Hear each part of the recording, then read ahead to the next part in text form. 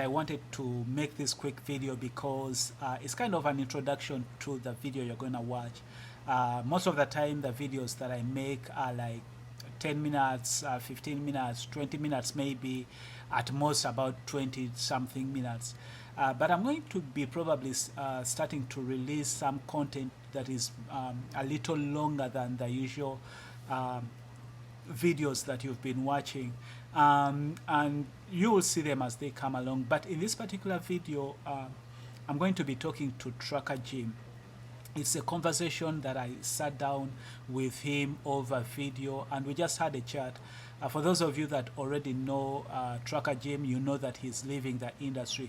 And so I just kind of wanted to sit down with him and have him share his story. And as you will listen in this conversation, you will see that there are things that he talks about that to me were really touching because again, I'm not going to give you my opinion. I want you to listen to the conversation so that you can take from that conversation whatever you want to take away from it.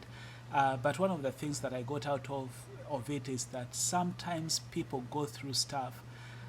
You may see somebody, maybe you think they have a bad day or you think they are rude or something like that. But the thing is, you don't know what that other person is going through.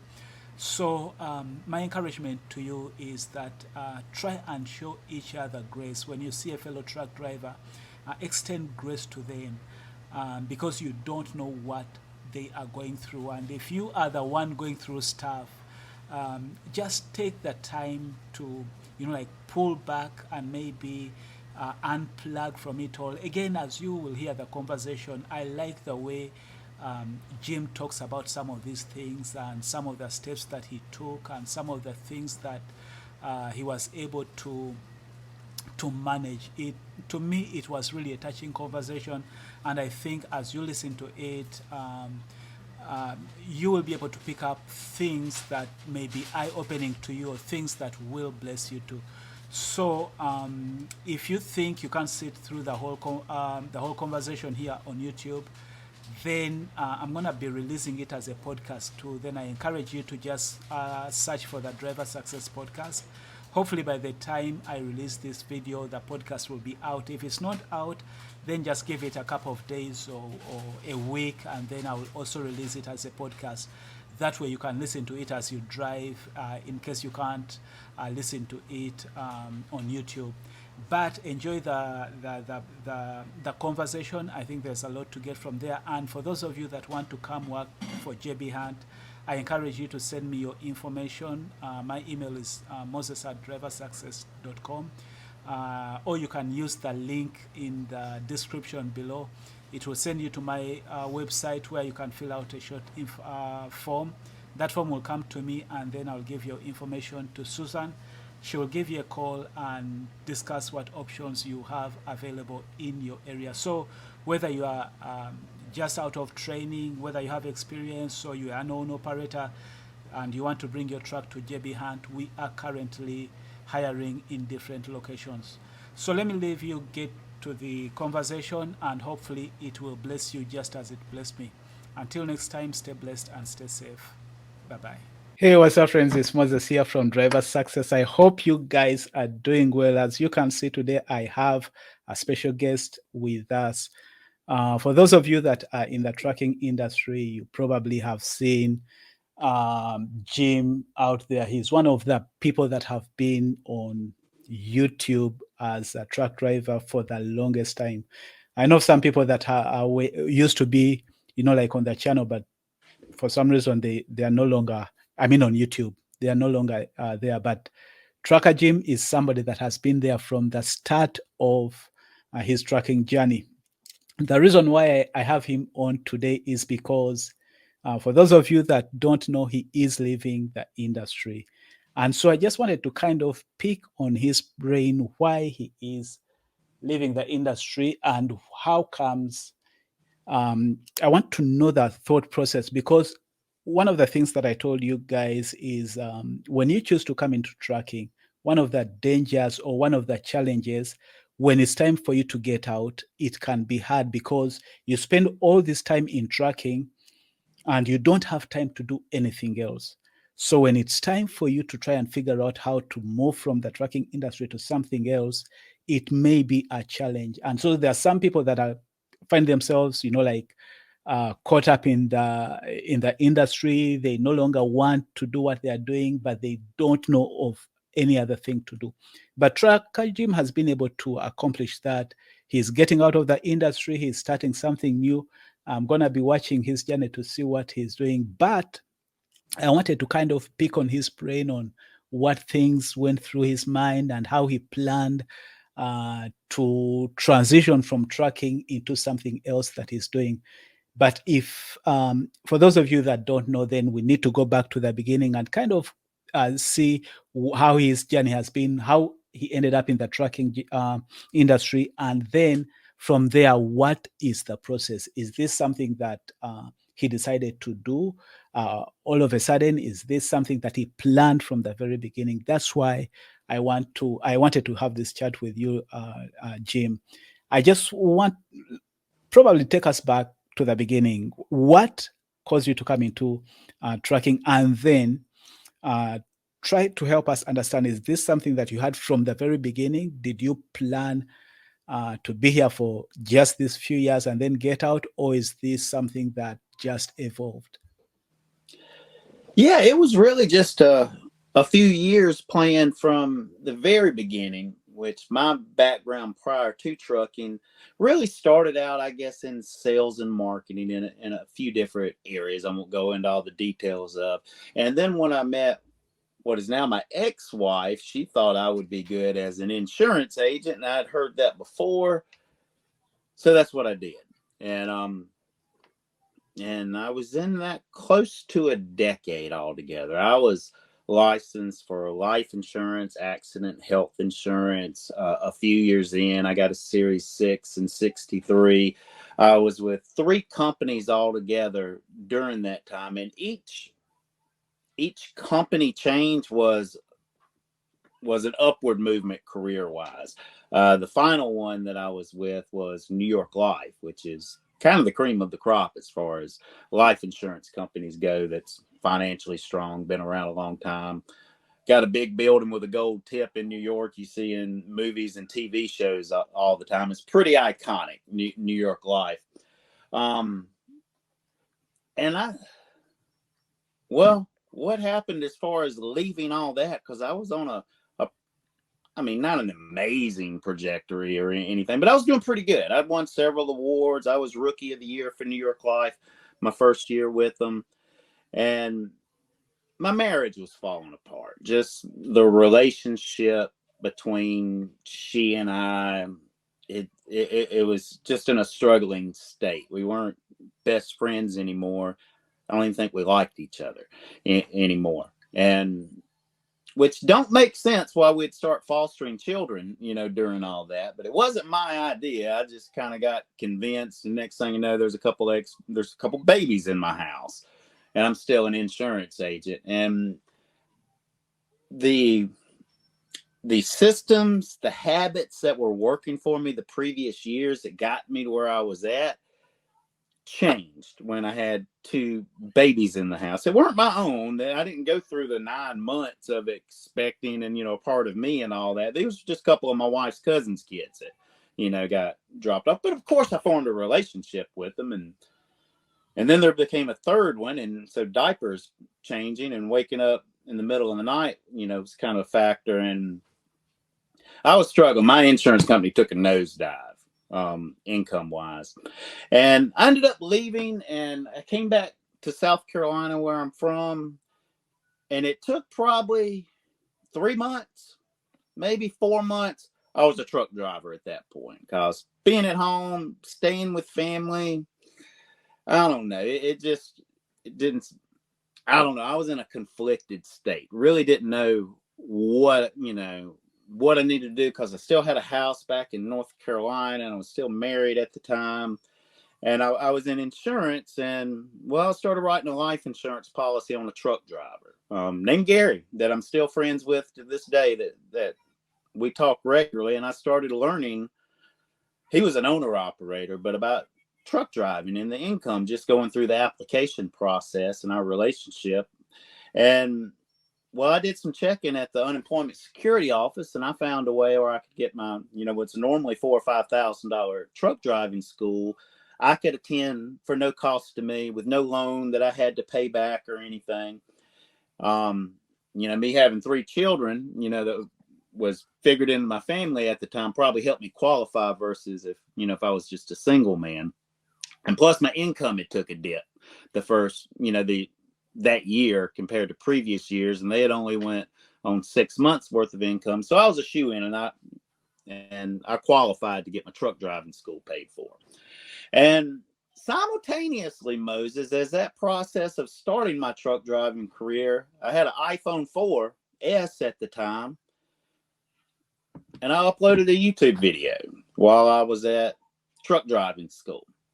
And it's embarrassing for me to go back and watch, because I thought I knew everything, and I didn't drive a truck yet, except for with a trader, or not even a trader, an instructor at a truck driving school beside. But I thought I knew a little something, but I really didn't, because man, did I struggle in the beginning. Backing was so hard, shifting gears, downshifting. I struggled with that, and I didn't realize that I kind of had I don't know what some would call an anxiety issue, but the fact that there was 2 or 3 other guys in the truck laughing at me every time, I grinded gears, it kind of made things worse. But on my second attempt, I passed my CDL, and then I started with US Express. And right before I got on a trainer's truck, I don't know, there was a full moon shining outside that morning as I was getting ready to go back into the last day of orientation. I made another video and uploaded it. And then after I got on a trainer's truck, well, it was kind of a thing. I told me, hey, I make videos, and I kept going with it. And over the course of US Express, I think number 120 was the last one, and that was one of my more popular videos because I got fired from US Express on that. That was 1 year and 9 months into starting out. And then I spent a little time at Maverick, got fired from there for having an accident where a trailer turned over. That's one of my more popular videos as well. And then I finally found GNP Trucking, which I spent the last 5 years with. But during that time, a lot of good things happened, Moses, as far as, being with a company that I felt comfortable and treated good and cared for, and, built relationships with, the president and other key members of the company. Because, we were, a medium-sized company at best, just had a few hundred trucks, mainly in the Southeastern or Texas fleet. And, but I got divorced during that time. My marriage officially ended. Her having a new boyfriend was probably a pretty key factor, in a resolution not occurring. And as I was going through those years, Moses, I was real involved in being a truck driver. And then also, in addition to that, making my YouTube videos that I was making at the time. Because by then, I'd really upped my gear. And I wasn't using a phone anymore. I started using DSLR cameras, started editing using Final Cut Pro on a Mac. Had a drone at that time, was implementing drone footage. And it was strange. I don't know if I was in line in the same mentality as a typical man or woman that's out there focusing on being safe, doing a good job, driving a truck and all that. I mean, I was doing all that, but at the same time, I wanted to capture it and, share a little bit of it, because I don't know if it's some mental illness or whatever, why YouTubers become YouTubers and share, so much intimacy, as far as in their lives. And with me, mistakes, that I'd made, not that the world was against me. It's me being, can I say, a dumb butt, at times, and causing problems for myself, in situations. Not that I was a victim necessarily, but, but I shared a lot of that because, well, it just seemed like the right thing to do. And, maybe somebody could learn from that. And a lot of people did learn from a lot of my mistakes, just based on conversations that I've had. And I was up in my gear, getting, quite a few referral bonuses is the way I was, getting the gear that I have. And I planned on not being an over-the-road trucker for about 3 years, but I was excited about doing those 3 years because I knew I would see things most people never do. I'd actually have an opportunity to maybe visit all 48, continental states. I made it to 47.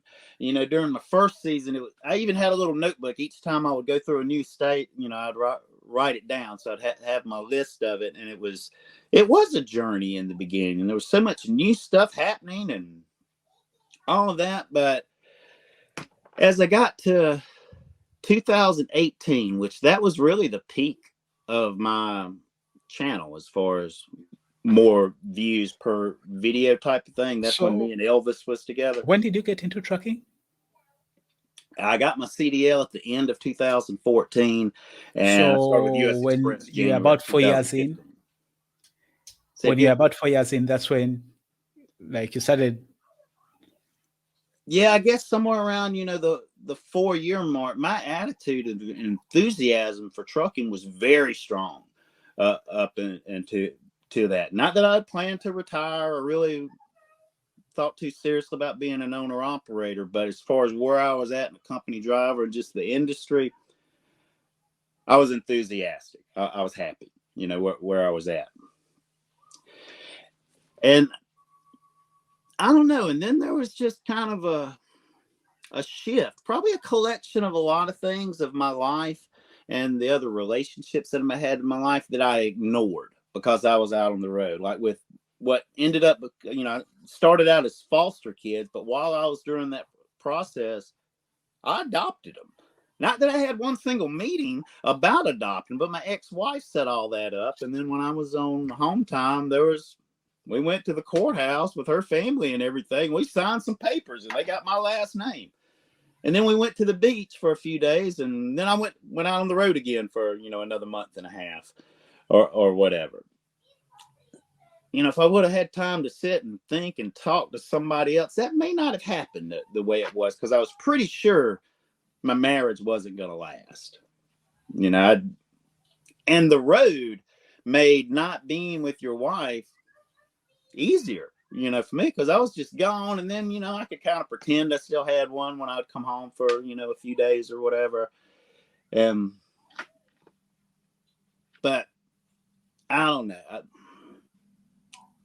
There were things I weren't dealing with at the time. And it kind of boiled over, which, at the end of 2018 is when I stopped focusing on my YouTube channel as much, because I had an opportunity and we created the position at GMP called media director, which I came up with that name. I was like, me and Elvis joked about it. I'd be MD, and, they let me start a YouTube channel that we started making content for our company drivers and owner operators for GMP Trucking. And that was my job. And the way I kind of set it up, I was being paid like a truck driver that's getting it done pretty good, because I told them I wasn't interested in taking a pay cut to do something this special. And they agreed, and ended up telling them I needed one of these to do the video editing that I would do. So I got a pretty awesome MacBook Pro and started doing that. But my channel, they gave you that? Well, I required that to do the job, but yes. Okay. So $3,600 machine that came with Apple Care and all that they handed to me brand new in the box. Wow. Because I told them the specs of, what I needed, and they made it happen. And actually for that whole year, I was living in a truck at the same time. It was a weird situation. My other requirement is I needed the use of a company truck. And, I edited and lived in there, but I used my personal vehicle to go between different terminals and things. Or I would drive the truck and sleep. It was kind of a weird situation. And I would still get to drive sometimes. So I was making great money, because I'd get paid as a trucker when I drove, and then my salary that, I negotiated with to do the channel. And I was building to getting a place and not being on the road at all. But towards the end of that year, me and my ex-wife had a fallout. Next thing you know, a few months later, I'm getting pulled into court and got issued with a pretty high court-ordered child support. You know, all those previous years, I helped out significantly. I mean, I kept their house up until a year after she moved out of it to move in with another man. But after a year of that, I figured I really don't need to be paying for this empty house anymore. And when the discussions, because I needed her to sign, just because, you know, we were married at the time I bought the house, it just ended up causing and once again, a lot of this, Moses, is my fault. If I would have been a little more humble, a little more understanding, instead of, I don't know, maybe trying to control her and me and be in control of the outcome so much, I kind of caused problems for myself by getting in a courtroom. And it did not go well after that. Actually, I've probably yet to, I don't know, that was a significant life-changing for the negative event that day in court.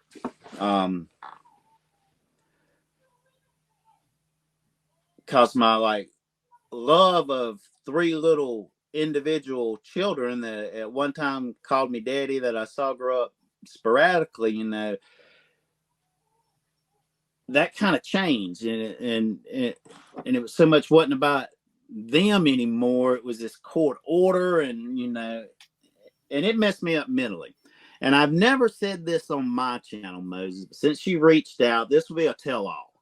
I spent 2 weeks in a facility that I checked myself in for, the Carolina Center for Behavioral Health is what it's called, because my thoughts had gotten very, very dark, and joy wasn't something I was feeling a lot, and I'd gotten suicidal, for just to not sugarcoat it. As I'm driving my 18-wheeler, I'm looking at bridges I can run into, you know, or run off of. At times, you know, thinking, here comes another one, let me just shift into them. And this was happening way too often. You know, I was beginning to get very uncomfortable, and I was scared of myself because, you know, some people may have those little passing, I mean, I can't speak for what's in another man's mind, but mine had gotten darker than it had ever been. And I'm really feel maybe I'm a little more susceptible to that because my father had killed himself 6 months to the day after I left South Carolina with my now ex-wife to do my insurance business in North Carolina. And my father had multiple sclerosis. He'd been in a wheelchair for years. He had, you know, some health issues, and he depended on me a lot. And it was hard. I mean, he was in a wheelchair, and I don't know how familiar you are with multiple sclerosis, but it affects your entire nervous system, man. And it don't get better. It just gets worse and worse and worse. And he got where he couldn't go to the bathroom on his own. So, you know, I know how to put in catheters. Not offering that service to anyone, but I've been trained on how to insert catheters. And then also the other part, what's called is bowel care. I got certified to perform that act on my dad,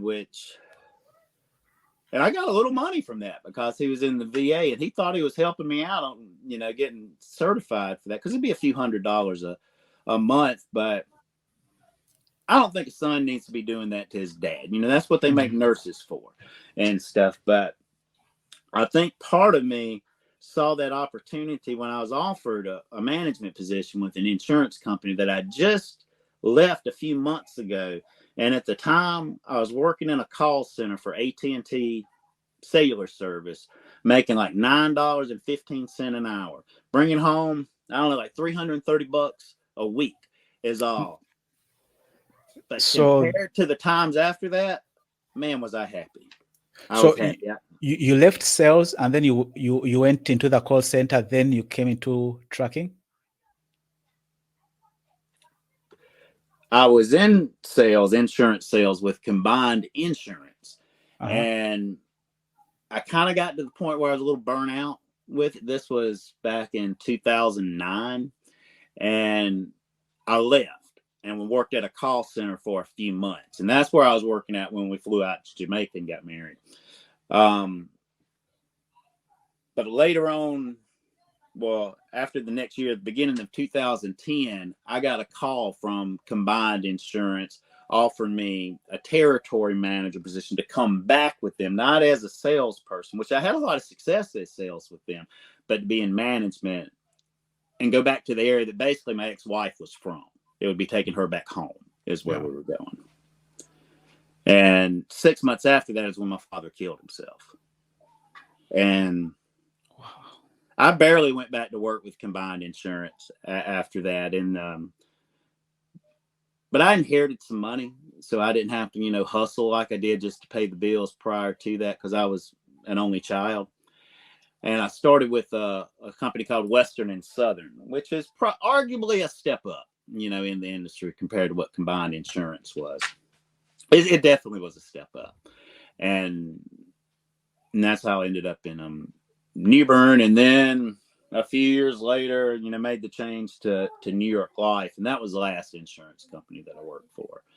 And later on that same year of leaving New York Life is when I went to CDL school at the end of 2014.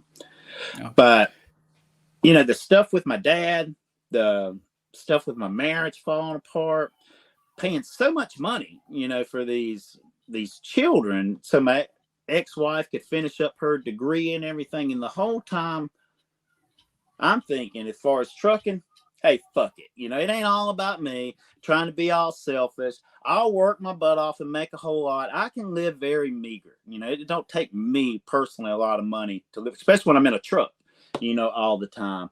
So I'll do this. I'll pay for the house. She can have my car, the money she needs for the kids till she gets out of school. I can do this for 2 or 3 years. But then in my mind, then I'm going to have my freedom. I'm going to be able to do what Jim wants to do. I'm going to be able to use my talents and skills that I've developed over this time. And also, one of my favorite things about studying about truck driving was the opportunity to learn new things, while you drive, putting on a podcast or, some kind of audio book on, a subject like that, or just, that's how I learned filmmaking, is from YouTube and Skillshare and just doing it. Because, there's so much information available to us, now remotely. I got my drone license basically that way. I didn't take a class, in a classroom or anything for it. But I thought I was going to make my exit out of trucking, starting around 2019, was just going to be the media director. And I had all these grand thoughts of what that could have led to. For some reason, I felt I was going to help GMP grow and be a better company. And in the role I was in the media director, I got to talk to everybody, Moses. The president and the senior VPs, the safety department, truck drivers as well, mechanics. And, I started getting a perspective that I don't know if anybody else was able to, just because I had the inside scoop. I had that title of media director from Mr. Parks. So I go wherever the hell I wanted to go. I had the thumbs up from, Greg, and also, I had my channel that some people watch. So people, were pretty freaking friendly and, loving to me during that whole process. But I started kind of learning everything that goes into a trucking company. And it's a lot more complex than I originally was aware of, like the insurance companies, for instance, and accidents and, the CSA scores and all the expenses. I wasn't aware of so much prior to kind of getting that inside look of being a media director. But I didn't kill myself. That was the good news. I sought help, and my time, I took 2 weeks away. I'm glad I did. I'm really glad I did. The unplugging from the rest of life for a little while, I needed that. to get away from my digital devices, social media, YouTube comments, giving a shit about a thumbs up and all that. Got away from that a while. And I learned how important breathing was and keeping your controlling your thoughts, and how thoughts can lead to more thoughts, but taking more of a proactive stance to that. Also beginning to journaling and, write out what's bothering me, my thoughts, but also on a positive side of that, start thinking about what it is that I want, which kind of ties into, goal setting and everything. But probably the biggest plus that I got from my time there is all the other people, and started realizing, man, this dude or this chick is a whole lot worse off than me.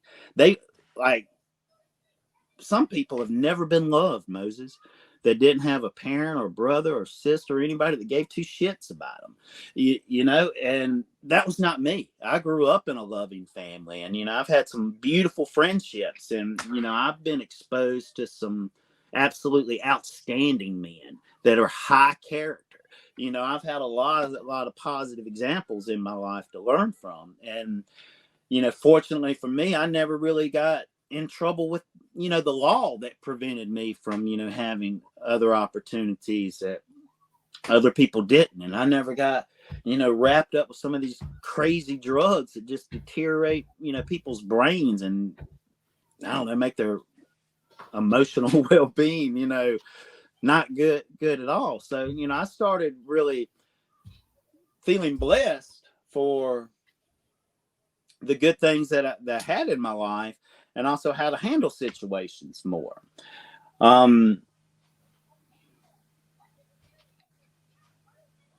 So yeah, that really helped as far as, where I am now, because I still get frustrated, and most of my frustrations are tied into my failed marriage and a court order for, how much is expected me to, to come off of financially. And the industry that I'm going in now is insurance adjusting, being a claims adjuster, which every insurance claim that gets filed, there's an adjuster involved with it. The side I'm most interested in beginning is the property and casualty for houses and commercial properties that get damaged from fire, or storms, or wind, or hurricanes, or, whatever the case may be. And that's what I've been going through the last probably month and a half altogether. I passed my exam last week. I have my adjuster license, but that's really only the starting point. Learning the software of Xactimate, how to do everything, and then the inspection processes and the construction building materials and all that. It's a lot. It's a whole lot to it. So I'm trying to understand, because it looks like there are two things that you're talking about. I want to understand what really makes you to make that decision. One, you talked about GP, like you had this, I don't know if I should call it a dream, or you thought GP may take you on as a media director because you thought they were, and then there's this other part about the divorce and all that. What of that two do you think really caused? Is it because you were disappointed that GP did not, they ended up, just teaming up with NFI, or is it the divorce, or is it the fact that GP, what you were expecting to do with GP, did not come through? Well, no, it was the divorce, man, because it got me, just conflicted in so many areas, and confused of what is doing, the right thing, or what is being taken advantage of. No, if I would have been in a more stable mindset, I could be making videos for NFI right now. Totally could. Actually, I had part of 2020 where they were paying me more than GNP was to not do the same thing, because I was really just a cameraman and an interviewer. I filmed footage and did interviews with either drivers or managers, and edited me out, and just, and I uploaded this footage to the guys at NFI, and they actually put the videos together. I didn't really get to do final edits for anything or uploading, which GMP I did. All I had, and they were my ideas for the most part. All of them were almost entirely my creation, but 75% of them I wasn't in. You know, I was the guy behind it, but the director of it and putting it together. And then I just had to run it by Greg before I uploaded it, make sure, you know, there wasn't anything they didn't want in there. And occasionally there would be, and I'd have to trim that out. And I love that. And those videos were good. We had something really good in the works. The drivers were responding very, very positively to it. And it was information that was catered to us, our company, our drivers, and, you know, relevant, and it's fresh. You know, I could do it, you know, in a day or two, and, you know, to have something up timely instead of old material, you know, that's been up. But then with NFI, I don't know, there's just a lot. I started getting turned off on how big they were and all the corporate stuff, and not even knowing who my boss was, and this person has a boss and this person has a boss. And so if it was the divorce, because you said for you to come into trucking, you are kind of like you thought of trucking as a way to get away from, you know, like the life, the divorce life, be on your own. But now is instead of you staying in to kind of be on your own, how is it that you decide when the divorce comes in that you decide that's the time to get out? Is it well, the divorce was a few years ago. Divorce didn't just happen. I think I might have got divorced in 2017, 2018. But it was the trigger, right, for you to start thinking of getting out of trucking? I'm trying to figure out what was the trigger. Well, I never wanted to always be in trucking. I never had the desire to be, you know, 65, 70 years old driving a truck. I just thought, hey, that looks pretty cool. I can do that a while. You know, just all the positives of trucking, more so the money that could be made with it, you know, a good income. Because I come from a sales background, you know, of commissions and stuff like that. So my mind, you know, I analyze the pay plan and how can I maximize my time to make the most money in shortest amount of time. And compared to, I don't know, working in a factory or whatever, I never was really that kind of guy. So that was attractive to me, the miles, the cent per miles, you know, the 600-mile day, you know, trips and, you know, stuff like that, because it adds up to $300 for the day. But really, Moses, I should have just went to film school, like right out of high school, because that's what I've always wanted to do, is get involved in filmmaking and stuff like that. But I didn't. And even when I was in sales, I'm thinking one day I'm going to be a filmmaker. So I'm observing all these interactions I have with people in all these different types of neighborhoods and things from a filmmaker's perspective, that I'm going to use this information or this composition of how something, you know, looks during the 90s or whatever. That's going to benefit me as a filmmaker down the road. And truck driving was the same thing, man.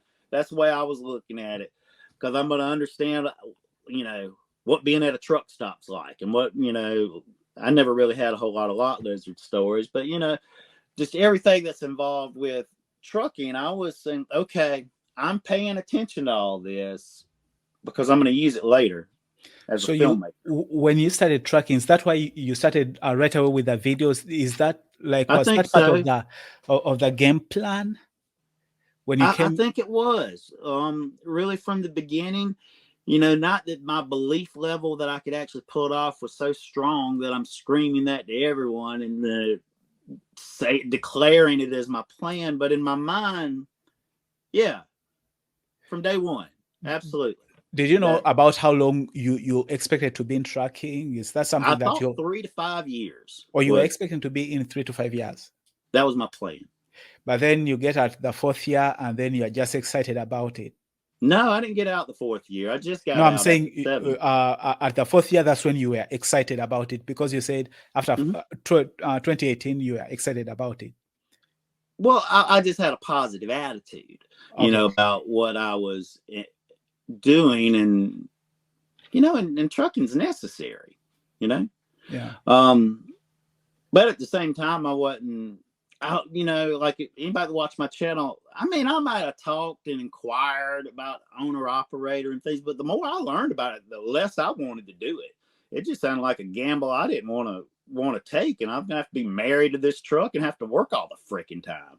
I like to work hard so I can not for a while, and I don't know, do other things besides, the grind. Like I mean, I get into the grind when I'm in something, even during my insurance time, but it would be short interval grinds with a break in mind, coming at some point in the future. So And from the time you decide, you know what, I think I'm done trucking, to the time you get out, what's the time period? it took me a When? year from Just 1 year? what triggered me that I can't do this anymore. And also I started getting anxiety because after 7 years, I mean, probably close to 1,000,000 miles altogether, I'd never had an accident other than, just something on a yard or something like that. But as far as, a wreck accident, well, I guess that one at Maverick with, the trailer turned over, but that was still not too freaking bad, compared to things. I just started having a feeling, little voices in my head, that my time was running out. The law of averages was going to catch me, because there's a lot of truckers out there that put emphasis on safety a whole lot more than I do, just naturally. I'm naturally a little bit crazy and a risk taker. I mean, I used to drive crotch rockets. I grew up racing BMX and gotten a few fights here and there. I was a little more extreme kind of fella than a safe, practical 3 points of contact, kind of truck driver, because I'm skimming up my steps, and not that I would say I was unsafe, but I probably do not put the natural tendency on safety first, like, truck drivers are told they do. I will, not do something that's going to mess up, but being confident in my own ability that it's going to be all right. No big deal. And I started just that this is going to catch up to me, man. Especially, I believe thoughts are things that really have energy, and we attract, our life to us. And that starts with our thoughts. And I went through that period, Moses, where I was almost to the point of praying for death, wishing death, like cursing God a few times, and things like that. And all these thoughts, that I put myself in that, facility for a couple of weeks, would still come back at times. And I started getting real nervous about those little dark periods that I would come out of. I breathe my way out of it, or wake up the next day and it's okay. Or I'd have a conversation with a family member or a friend, or I would do something good for someone else, and I would feel better. But, I would have those times where I didn't. And I started like just being concerned of what are the consequences of these dark, bad ways of thinking that I've had, for 2 or 3 years off and on. And I just started feeling like I was going to die if I kept truck driving. And I always had this fear of being 59 years old and die in the back of my sleeper truck alone, and be like half rotted and somebody find me, a week later or whatever in the back of my sleeper. That was just not the way, I wanted to go. And I would have these like little flash visions in my head, that was a possibility if I didn't make a change. And what really gave me the courage and the confidence to make the change, that I knew I couldn't just, okay, I'd been doing media director stuff for NFI, right? And I had a really cool house. I had my dog back. Boone was with me. I was home, every night. I was driving local. I'd get to make videos like 2 weeks out of the month, but I'd have to drive local the other 2 weeks out of the month. And the local money sucked, man. Like it's like $800, a week. And I had the child support, coming out of that again too. And well, when I drove local and was only making like $800, they were taking they were supposed to take $330 a week is what my $1,300 a month child support added up to. Well, when I only made $800 a week, they can't take that much because I think it's like 40% of net.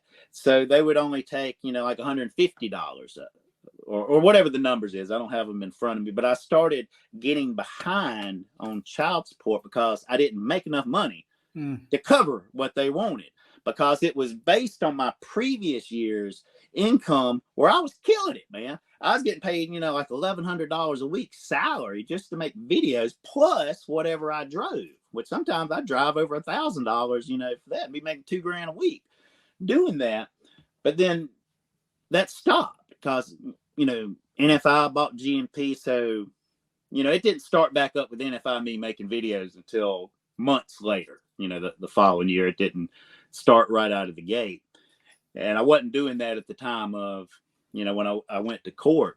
But they hit that with me, and I was already driving local. Now, once I got the media thing started up, that was enough where they would take the whole $330. But then I'd have 2 weeks where I was driving local, and it wasn't. And then my roommate that I had at the time, we ended up kind of having a falling out, and she left.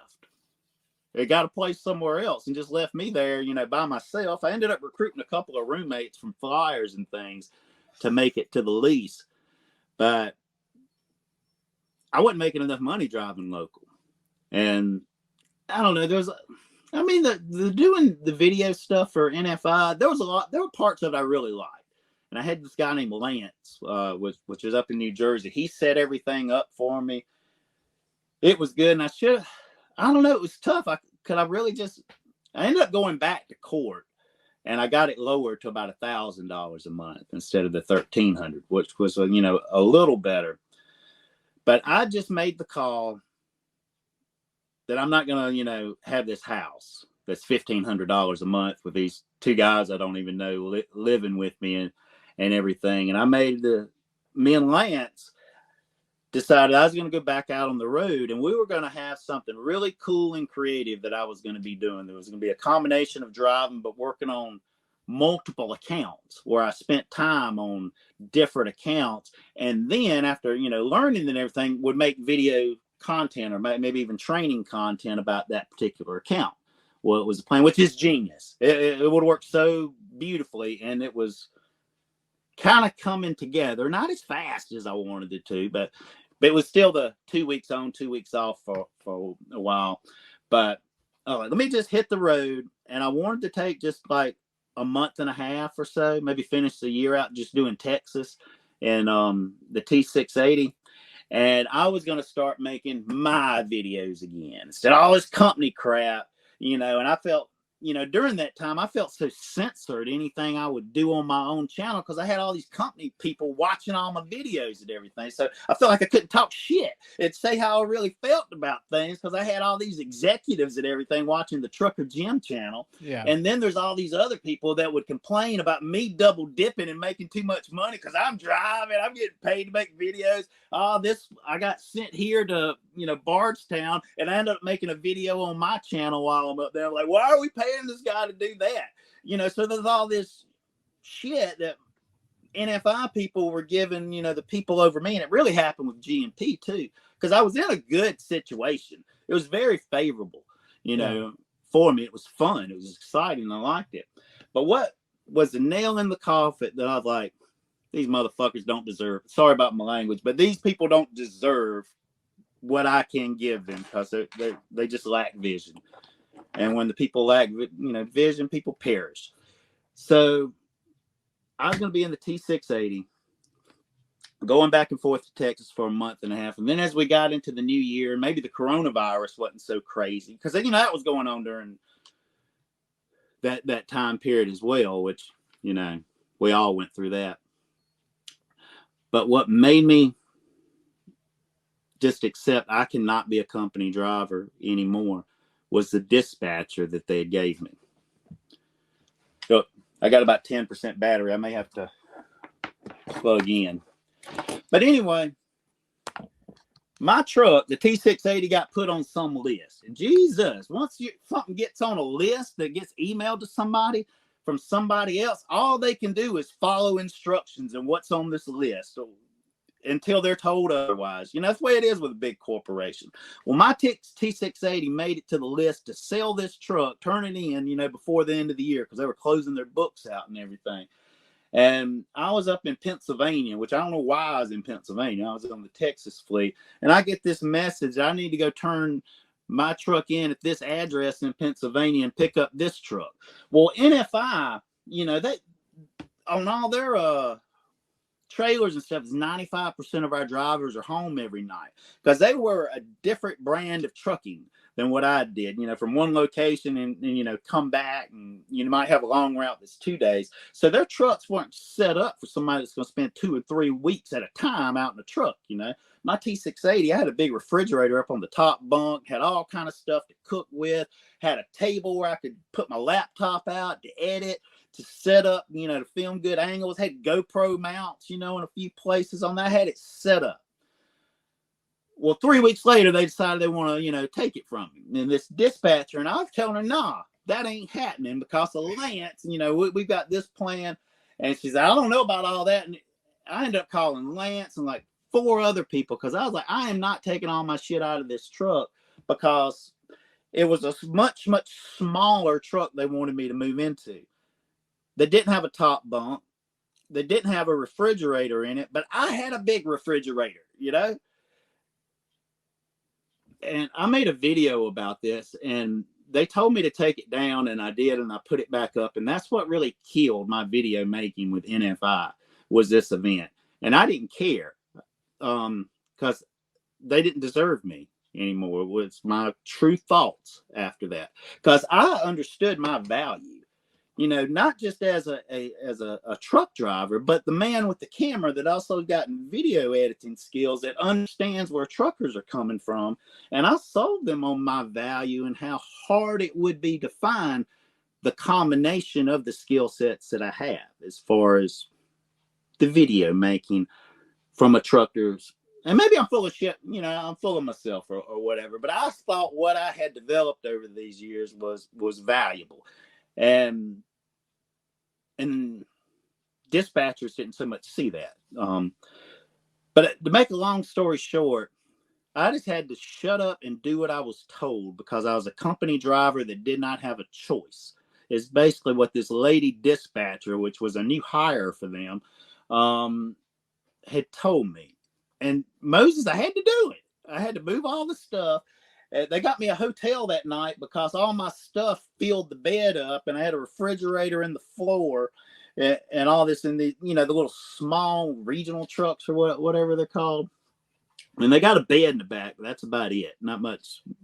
But were you also just tired of driving? So it's like tired of No, I got driving. Then well, the whole time mine was a little different because I didn't consider myself just a driver, just moving freight. Because the whole time I'm a package deal. This is my CDL and my camera and my video skills, which is strange. I don't know if anybody else can relate with me on that, but that was but I would take breaks and just drive, you know, for a while. But at the same time, I consider myself Trucker Jim, you know, which was my YouTube name. And hell, everybody started calling me that all the time. Maybe it was an identity crisis or whatever. But during the whole time, filmmaking is part of my future. I don't know if trucking is, but filmmaking definitely is. And like what I'm going through right now is Adjuster. And there's going to be a channel with that oh, hold on. Beamer, are you in here? I think the dog's outside, but I got a really cute puppy now. Oh, yeah, I've seen him on that channel. And I couldn't have it with NFI, you know? So that was another thing that I just don't. And when I told him when I finally resigned, it's just not a good fit anymore. I wasn't going to say all kind of bad things about him. But that dispatcher telling me I'm a company driver and I don't have a choice, that's what did it. But it took me a year to put myself in place to get ahead on my bills enough to save $10,000 to get a few other pieces of equipment that I needed, like an iPad Pro, and I don't know, there's a list of other things. Get my drone fixed and also become a licensed drone pilot, which I have that license. Now, I sat down, there was about 10 different things that I had to do, but once this is done, I could say peace out to trucking. And peace out to trucking. I don't plan on coming back. I probably will re-up my med card, later on this year. So, I can if I need to, but it ain't what I want to do. And all of it, Moses, is really for one reason, that I think it's going to be 15 years from now before this is realized. But there's a film that I intend to write, I want to direct, and actually have a little role in it, and have Matthew McConaughey in it too, playing a character called Pathros. But it's a story called The Greatest Salesman in the World, which I made a few. My audience did not like the 10 Ancient Scrolls of Success at all. They just want to hear truck driving stuff and how do you slide tandems, But there's a story that is based on a story that's already written, and the story of the guy who wrote that book intertwined with a story of a character based on me that was inspired by his book called The Greatest Salesman in the World. And I thought I could do it in trucking for a while. I thought, I would have my mind relaxed and I could write this, story or whatever as a truck driver. But it's all consuming, man. Like, I asked myself, how the hell did I make all of these videos as good as they were, as edited like they are, over the years, and get the miles in that I did? I lost a lot of sleep, man. My 10-hour break, sometimes 3 or 4 of it would be spending editing, videos and uploading and all that.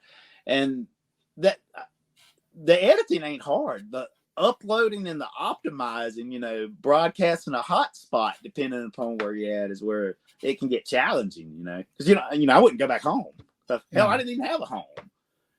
So what advice would you give to somebody who, like, I know most of the people that watch this channel, they're new drivers. They come in and most of them have no idea what to expect.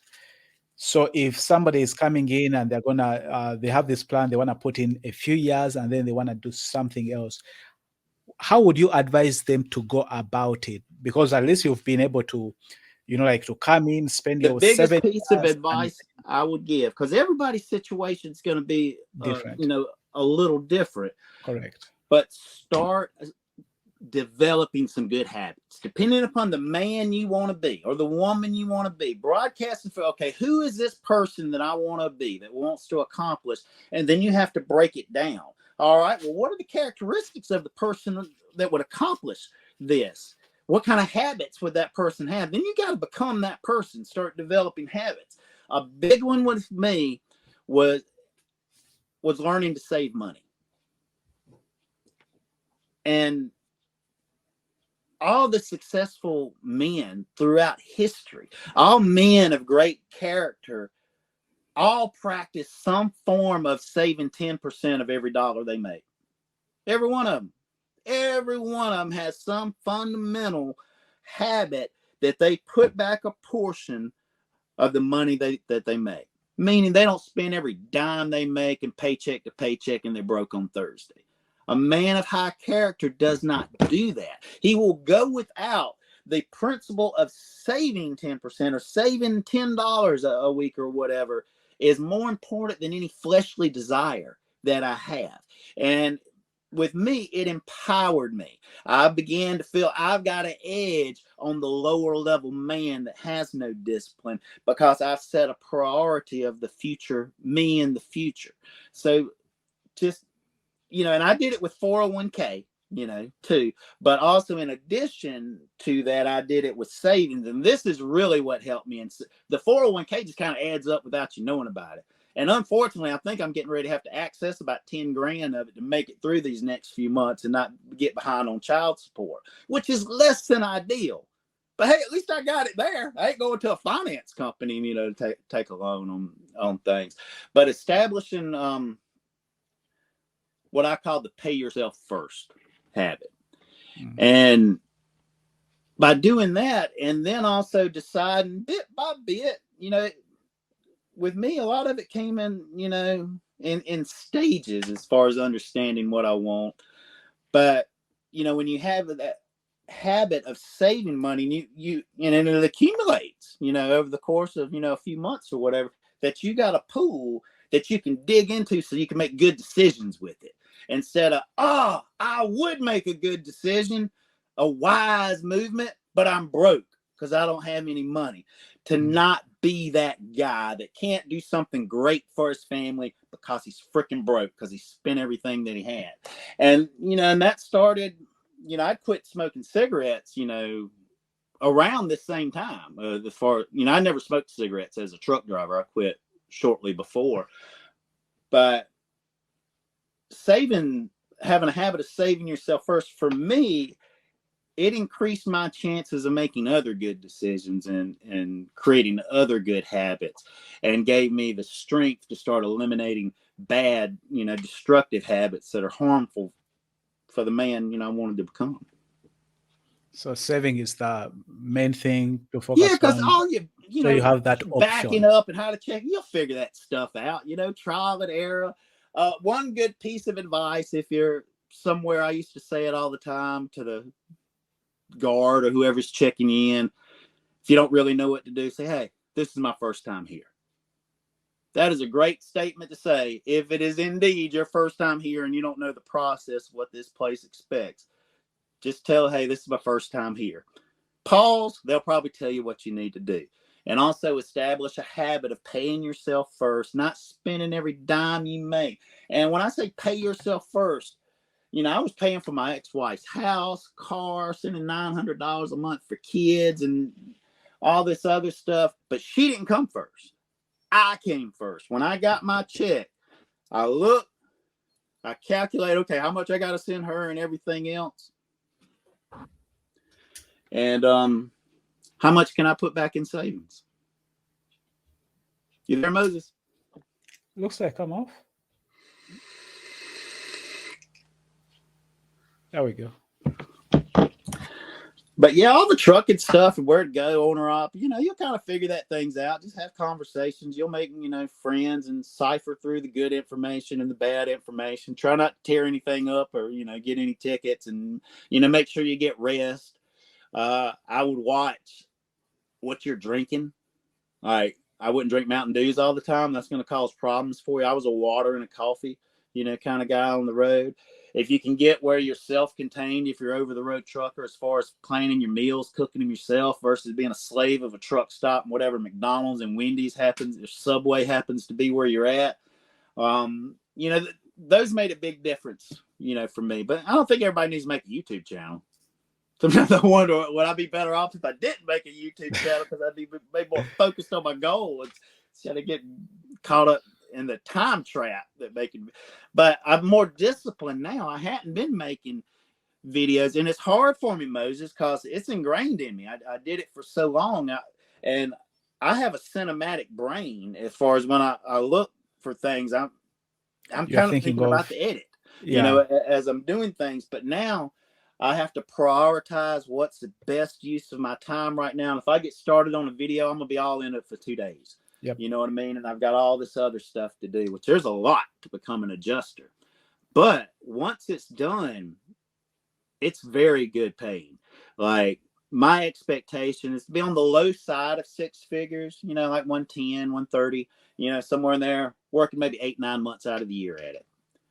Wow. And then this other time I can devote to develop myself into the man that will be the writer and the director of The Greatest Salesman in the World 15 years from now. Awesome. And have Matthew McConaughey in my movie. Awesome. I'm looking forward to that. Have you talked to him? No, but for some reason, something inside of me is telling me I'm going to get a reciprocal license for Texas, which he lives in outside of Austin, Texas. But I think his house is going to get messed up one day. I'm going to meet him as an adjuster. And I'm going to pitch him on my movie idea. I'll be further Yeah. along, I but mean, by as then. long as you're thinking about it, you never know it. Well, and Just like you he's said, got a really thoughts. really good audiobook, Moses, called Green Lights. It came out last year. It's phenomenal. He tells his story, and I he's think the I narrator. think I've listened to maybe like half of that book. Well, around probably not even the halfway mark. This is before he goes to Australia. While he's in college, he's at a buddy's house and he's fumbling through, and he describes this book, The Greatest Salesman in the World. He Uh-huh. picks up a copy of this, well, not this exact book, but one that looks just like it, and Yeah. started reading it. And before his class, he got to the point, it starts out a story, but then it gets to the scrolls. He had to go take his exam, and he couldn't wait. He flew through the exam so he could get back to the first scroll in it. And the first scroll starts out, "Today I begin a new life. Today I shed my..." But anyway, it gets to, "I will form good habits and become their slave." Matthew McConaughey, he quotes from this book in it. And when I heard that, I think I was still driving a truck at the time. I got hit with emotion in my entire body. There were tears pouring down my face as I'm hearing him talk, because about 10-15 seconds before he said the greatest salesman in the world, I knew what he was talking about. I was like, holy shit, I share this same thing with Matthew McConaughey as far as, this book resonating in the way that it did, because it don't for most people. I'm kind of Yeah. weird compared to most people as far as my opinion of this piece of literature. But we were related, and I got hit with the flash, and I really believe he's going to be in my movie, and I'm going to meet him as an adjuster a few years from now, and I'm going to pitch him on it. He Yeah. might be the governor of Texas by then. I don't know. Maybe it'll be the Capitol building that gets damaged. I have to beat Matthew McConaughey. Yeah, who knows? One day you may look back and remember the conversation saying, I believed this and it has come to pass. Belief Yeah, is powerful, it man. is. It is. It is. Because if you believe strong enough, I don't know, forces take over, Yep, it and is. create opportunities. Or you just recognize opportunities you were to overlook before if you weren't clear on what it is you're looking for. Yep. The opportunities. Yep. But Moses, I know we went over an hour here. We probably need to I wrap know. it up. And I didn't answer I too many really, questions. really, I feel really, like I talked the whole time. I really no, because I wanted to pick your brain on that because we come into the industry and it can be hard figuring out how to come out. Sometimes people just feel like they need to go out and do something else, but they don't know how to. So hearing somebody who has done it and learning from them and trying to figure out what was going through their mind, how did they process, like how did they process the whole stuff for them to make that decision to come out. That is something that I think we can benefit from, because I know that many people have that desire to get out of the trucking industry, but they don't know how to make that leap because they've been there so long that they don't know anything else other than driving. Well, if I could give one other tip, as far as my iPad Pro played a big role in me being have made as much progress as I have, which I don't guess everybody necessarily needs to get an iPad Pro. I just do video editing on mine, is where I got the Pro, but a regular iPad, but also having, a pencil really helped me, because I'm able to capture my thoughts more often. I've always been, would write in notebooks, write out goals, get my thoughts. But then where the hell is that notebook at? It would get stuck in a bag or under the seat or things like that. Sometimes I'd find them years later and look over goals like, hey, I got 3 of those things done. But, having it on the iPad, which was synced up with my phone and the Notes app and everything like that, which, I don't like just everything being on just a phone. I question a person's intelligence if they're on their phone too much. Let me get on the big device. I feel smarter, instead of just being on my phone all the time. Because you're looking at TikTok and Facebook, and getting any smarter on TikTok and Facebook, But and also, like, I got my drone license studying on the iPad, my adjuster license, I did all that on the iPad, but, I have a network thing, so I can do it anywhere. I don't have to necessarily be on Wi-Fi's where it was so beneficial, being in the truck. And also I started editing with LumaFusion, which was cool. And there's just so many. Oh, and as an adjuster, having the iPad Pro is going to be a game changer versus the old way of doing it, because it's got LiDAR cameras that you can scan and measure rooms and everything with the iPad instead of having to draw everything out. But like in adjusting, closing claims, that's how you get paid, man. You don't want to spend all day on one freaking claim. You want to do 6. You know what I mean? And close them all out. Yeah. So, having my drone license, to be able to do the roofs and, the iPad, I knew I wanted to go into adjusting. Ironically, you remember when I was working at that call center for AT&T? Yeah. I was also going to school at the time. I was taking classes to get an associate's degree in criminal justice. And I think I just finished my second semester of that when I got that call, or maybe I think I was in my second semester when I got a call offering me a territory manager position. But the reason I was going to school for criminal justice, I wasn't saying I wanted to be an adjuster. I wanted to be an insurance claims investigator. And I was getting, that degree in my insurance background and understanding policies and all that before I thought would be good. But I got sidetracked from that because, I don't know, I just felt like I had to do stuff to make my wife happy all the time. And, going back to North Carolina, and that territory job, that was going to, be a higher income than I'd ever made, doing that. It was going to be like $60,000 a year or something like that, which was more money than, I'd made. And she liked the sounds of that. And was like, well, I like the sounds of you being happy and thinking I'm not a loser, so we'll do that. Yeah. And, I got off track, but now I feel I'm actually going to come into it better than I would have, then. But, I have like 12 years experience with it now. So I don't know, but who's to say? I know. But we can't go back and fix past mistakes. We can just learn from them. All right, Trucker Jim, it's been a pleasure, really, really. Thank you so much for agreeing to do this. I just enjoyed it, just picking your brain, and I'll be praying for you. I know, like, with all the challenges and sometimes things that happen to us, like you talked about the divorce and how it hit you and the thoughts that were going through your mind. Those things sometimes come, but they can help us grow, get a better perspective on life, figure out where to put our focus on. Maybe sometimes they help us realize what is best for us. So at the end of the day, my prayer is that, like, the best will be will come out of whatever the situation is, that the very best will come out of it.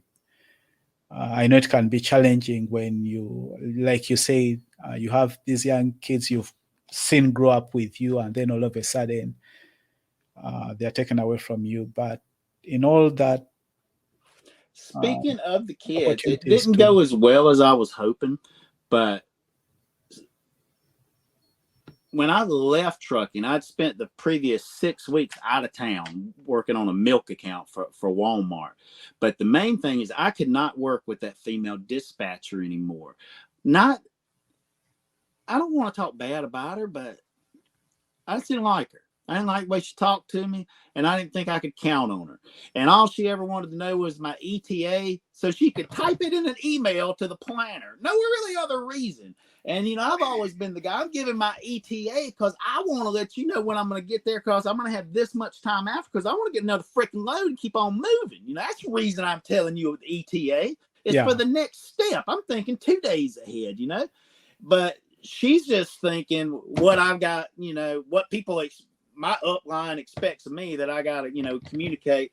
And they don't spend no time training her ass of how to be knowledgeable. Like, you don't need to know nothing. You just send us this. We'll tell you what to do. And I hated that. I had really good relationships with dispatchers before, and we learned how to work with each other and communicating well. And they knew I'm going to run it down to 15 minutes left on my clock if I can. And I'm going to take a 10-hour break unless I get caught up editing a video, and I'm going to get started right after my 10-hour break's up, And I don't know, I got where I just didn't like it anymore. But I couldn't leave yet because I didn't have my 10 grand saved.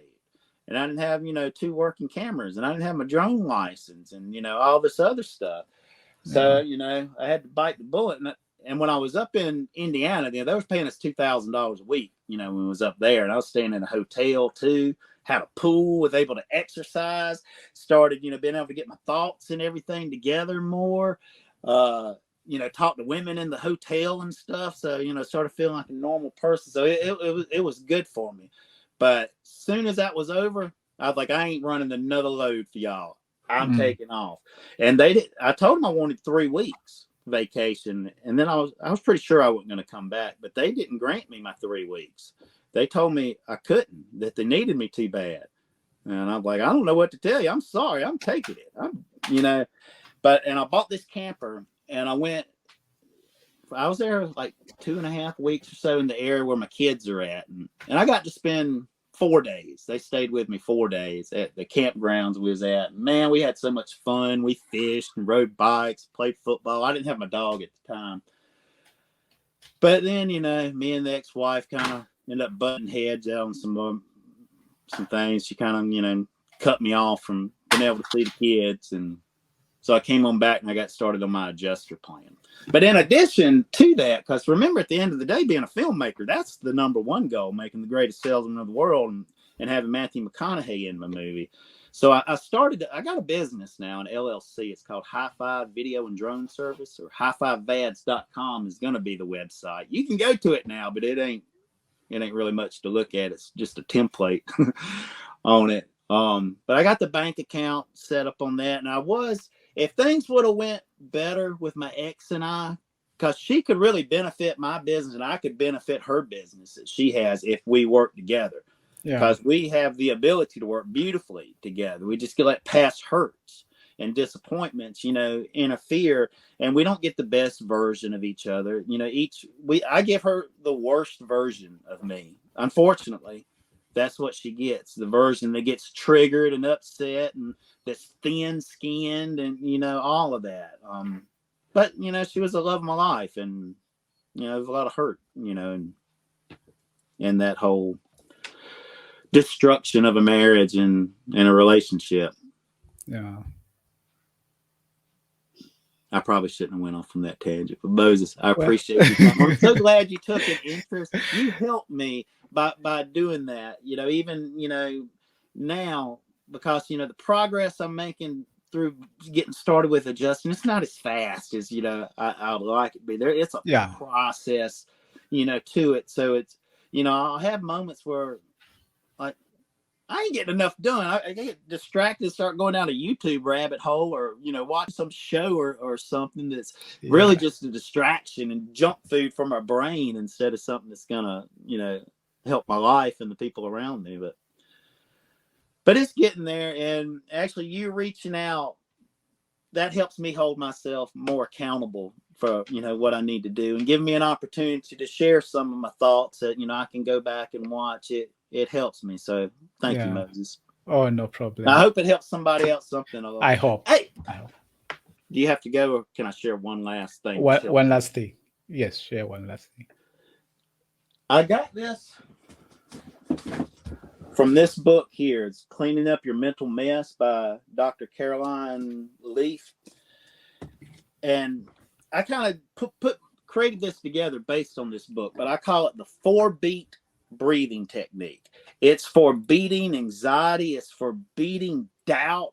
It's for beating whatever negative emotion is preventing you from doing what you need to be doing like a minute from now. Okay.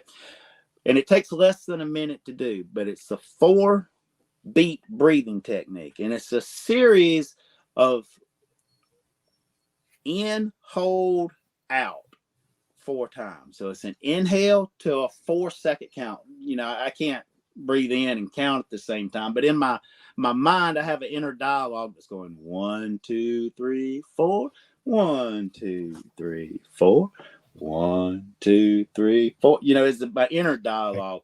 But you know, the inhale is a 4 count, hold for a 4 count, exhale where your lungs are completely emptied on the 4 count, and then you're going immediately to an inhale. And the inhale's through the nose, the exhale, you know, is out the mouth. But you know, doing that four times. And at the 4th exhale, Moses, I promise you, 100% of the time, the individual that does for me anyway, will be in a better mental state than they were a minute ago. It quiets the mind. You know, you're not thinking about anything because you're going 1, 2, 3, 4. So your mind sort of almost goes blank, but you're also oxygenating, you're holding it, the exhale. I don't know all the science behind it, but it's legit. Somebody please try it out and let Moses know in the comments. All right. 4-beat breathing technique. Takes less than a minute to do. You're in a better mental state coming out of it 100% of the time. All right. Thank you so much, Jim, for giving us the opportunity to just kind of listen to your story and know how you ended up, like taking the steps that got you to where you are right now. I'm sure somebody is going to be helped by it. I really appreciate your time. Anything you want to say to anyone that is listening? Like, where can they find you if they want to connect with you? I guess, the YouTube channel for now. You know, High Five, channel, I don't really have that so much going. But it's Trucker Jim on YouTube. There's probably 600 different channels that started from the beginning.